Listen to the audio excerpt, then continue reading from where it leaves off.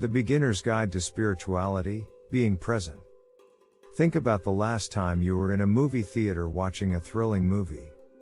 The film is playing, the lights are down, the speakers are loud, and you are fully engrossed in the contents of the film, the characters, the drama, and the conflict. You are so immersed that you might even forget that you aren't a part of the story, that you're actually just sitting in a movie theater watching, observing this story from afar. The theater does a great job captivating you, causing you to lose awareness of your surroundings for hours at a time. This is very much how our consciousness works.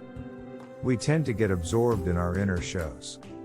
When you are watching a movie, you get drawn in because the contents of the screen are all you see and the speakers all you hear. They cause you to forget that you are actually sitting in a theater just witnessing the course of the film. Michael Singer in his book Untethered Soul equates this person sitting in the movie theater to our true selves. You are the one that sees everything, that is aware of the thoughts and emotions that are being shown on your movie screen. Spirituality is the ability to separate yourself from the contents of the movie and to become aware of your seat in that movie theater. If you're actually watching a movie and someone coughs or checks their phone, you might naturally be reminded of your separation from the movie.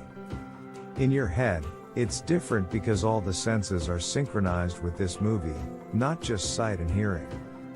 Your thoughts and emotions also coincide with these senses. When this is the predicament, it is much more difficult to separate oneself from the movie. When you are unable to do this, your consciousness identifies as the objects it experiences rather than as a witness. Waking up from this movie is the tough but necessary process of spiritual growth. In order to begin this process, we first need to understand the essence of our natural minds. Simply put, there is a voice inside your head that is continuously talking.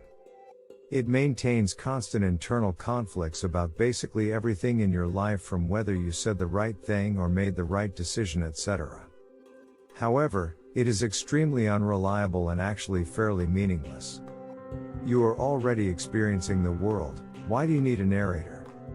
It's really just a matter of trying to make yourself feel more comfortable with the world around you. It gives you a sense of control and security. The key insight is realizing that this voice is not you. It is also a part of the movie. Committing to constantly remembering that you don't need to feed into this drama, that you are the one noticing the voice's chatter, is the first step to spirituality. In order to grow spiritually, we also need to be able to manage our energy flows. Everyone has an immense amount of energy inside of them, energy that doesn't come from food or sleep, but rather something greater. When you can access that energy, you are able to thrive in whatever you are doing. In order to access this source of energy, we just need to focus on not letting our hearts close. Closing is a habit, and one that can be changed with deliberate effort. A good way to think about this is through the metaphor of driving down a highway. As you're driving, you pass thousands of trees.